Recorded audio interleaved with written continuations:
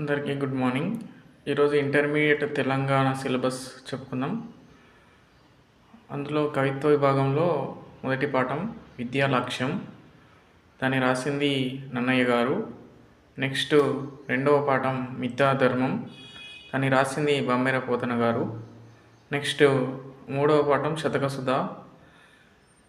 ఇందులో కవులు ఏనుగు లక్ష్మణ కవి, ధర్మపురి శేషప్ప, మారద వెంకయ్య గారు. Next fourth lesson Achalam. దీన్ని రాసింది దున్న ఇద్దాసు. నెక్స్ట్ ఐదవ పాఠం నా పేరు ప్రజాకోటి. దీన్ని రాసిన వారు దాశరథి కృష్ణమాచార్యులు. నెక్స్ట్ ఆరవ పాఠం ఆయన మహైక. దీన్ని రాసింది కవిరాజ మూర్తి. నెక్స్ట్ గద్య విభాగం. గద్య విభాగంలో మొదటి పాఠం పాలుగురికి సోమనాథుడు. దీన్ని రాసిన వారు గడియారం రామకృష్ణ శర్మ గారు. నెక్స్ట్ రెండవ పాఠం తెలంగాణ తెలుగు పదాలు. ఇందులో ఉర్దూ మూలాలు కలవు. అయితే దీన్ని రాసింది డాక్టర్ సామాల సదాశివ గారు. నెక్స్ట్ మూడవ పాఠం ప్రాచీన సాహిత్యంలో మానవతావాదం. దీన్ని రాసిన వారు ఆచార్య రవ శ్రీహరి గారు. నెక్స్ట్ నాలుగవ పాఠం బతుకమ్మ పండుగ. దీన్ని రాసింది డాక్టర్ రావి ప్రేమలత గారు. నెక్స్ట్ ఐదవ పాఠం తెలంగాణ జాతీయాలు. దీన్ని రాసిన వారు వేముల పెరుమల్ల గారు.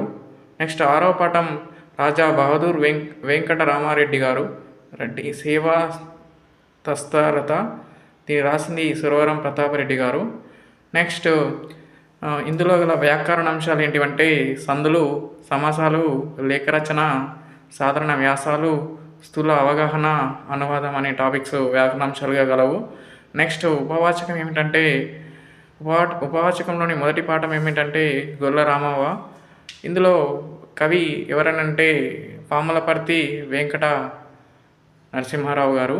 నెక్స్ట్ రెండవ పాఠం ఏమిటంటే బిచ్చగాడు. దీన్ని రాసిన వ్యక్తి ఎవరనంటే అంపశయ్య నవీన్ గారు. నెక్స్ట్ మూడవ పాఠం ఏమిటంటే స్నేహలతాదేవి లేఖ. దీన్ని రాసిన రచయిత ఎవరనంటే డాక్టర్ ముదిగంటి సుజాత రెడ్డి గారు. నెక్స్ట్ నాలుగో పాఠం ఏమిటంటే ఇన్సానియత్ అనే పాఠం. దాన్ని రాసిన వ్యక్తి ఎవరనంటే డాక్టర్ దిలావర్ గారు. ఇది మన ఇంటర్మీడియట్ మొదటవ పాఠం.